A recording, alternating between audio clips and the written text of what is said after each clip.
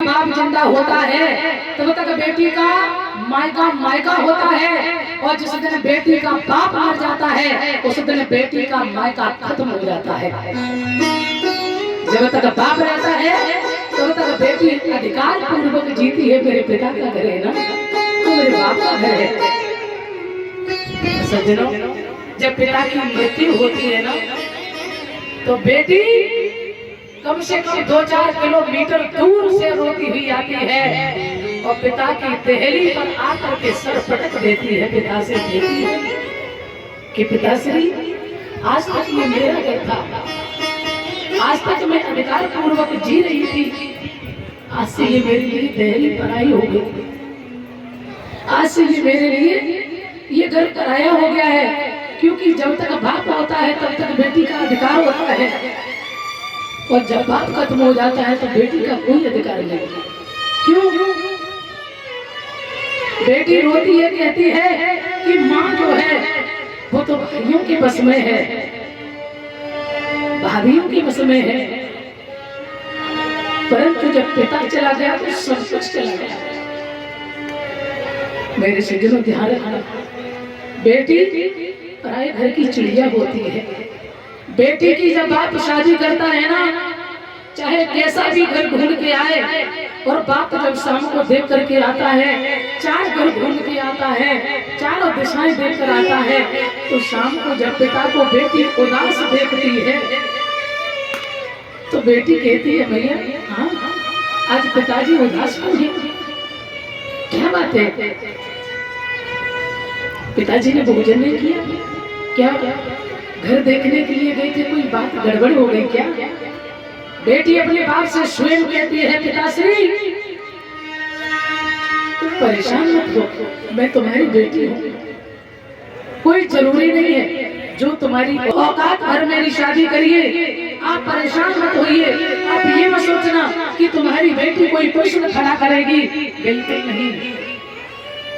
और सच में सज्जन बेटी वही होती है जो अपने बाप की बात में कभी प्रश्न नहीं उठाती है।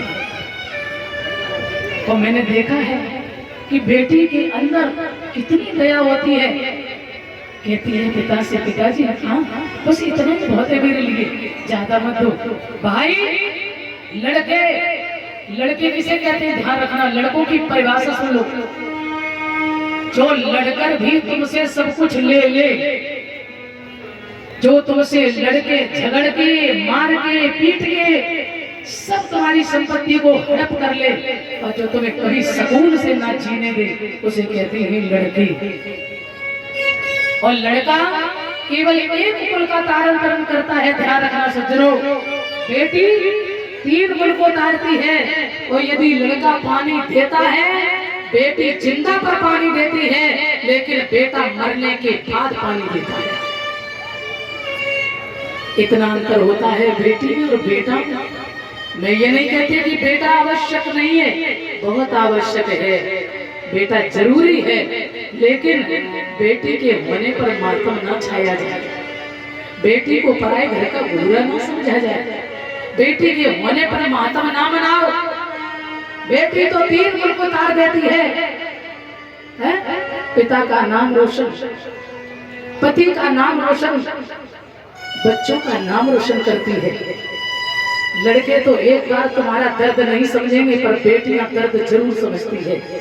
और जिन लोगों के पास बेटा नहीं होते हैं, केवल बेटी होती है, और कुछ लोग ऐसे समाज के होते हैं जो कहते हैं अरे इसके तो बेटे ही नहीं, इसका तो चेहरा ही देखना बेकार है, ऐसे लोगों की बुद्धि बिल्कुल गड़बड़ है, बिल्कुल निकृष्ट बुद्धि है।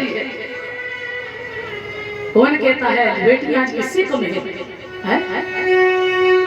और कभी जीवन में मैं ये नहीं कह रहा बेटा जरूर हो, लेकिन बेटी का भी अनादर नहीं। यदि बेटी नहीं होती तो तुम कहां से आते? बेटी नहीं होती तो तुम्हारे घर में बहू कहां से आती? तो हमने देखा बहुत सी माताओं के गर्भों में बेटी पल रही हो, चेकअप कराया, बेटी है, निकाल के बाहर कर दिया, और बेटा हो गया तो चाहे भले ही राक्षस पैदा हो जाए। प्यारे सज्जनों, मैं ये कहना चाहते हैं कि जनक जी महाराज के यहाँ ध्यान रखना, जनक जी के यहाँ बेटा है, ज्ञानी है, विद्वान है, फिर भी जनक को शांति नहीं है। आज जब जनक जी के यहाँ बेटी का जन्म हुआ है तो काले काले बादल आ गए। जो जमीन थी ऊसर हो गई थी, बंजर हो गई थी, अनाज देना बंद हो गई थी, अकाल पड़ा था जनक जी महाराज के राज्य में। और जैसे ही बेटी का जन्म हुआ, बेटी जिस दिन घर में आती है उस दिन समझ लेना भूमि का पूजन हो जाता है। जानकी जी के आते ही काले बादल आ गए, घटा घनघोर। और मेरे सज्जनों ध्यान रखना, चारों तरफ पानी की बारिश हो रही है और ठंडा सुहावना मौसम हो गया है, पृथ्वी हरी भरी हो गई। जैसे ही भक्ति का प्रादुर्भाव हुआ, वैसे सीता भक्ति है। तो कभी भी हमें बेटियों के लिए ऐसे नहीं सोचना है।